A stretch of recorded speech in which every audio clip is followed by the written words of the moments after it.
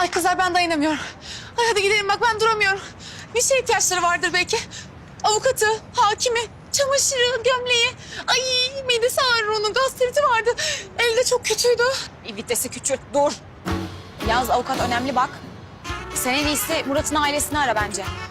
Arayamam, numarası yok bende. Ama Çağla halleder bu işi. Güzel. Sen Çağla'yı ara o zaman. Sen de şey yap. Bizimkilerin raporlarını al.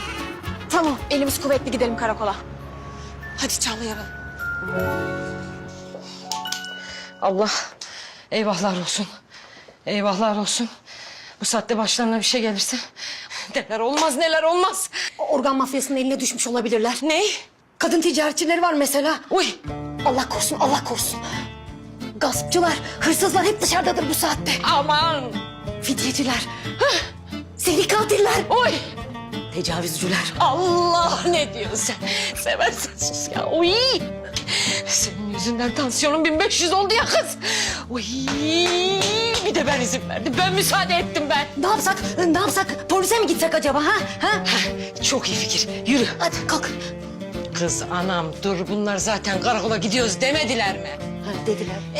Ne diyeceğiz onlara arayıp ha?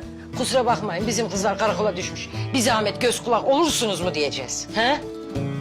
Oh içim rahatladı vallahi. Bu oğlan iyi ki başını belaya sokup emniyetlik olmuş. En emniyetli yer orası değil mi? Allah'ım ya. Ne gülüyorsun? Sana gülüyorum. Niye? Sinirlerim bozuldu.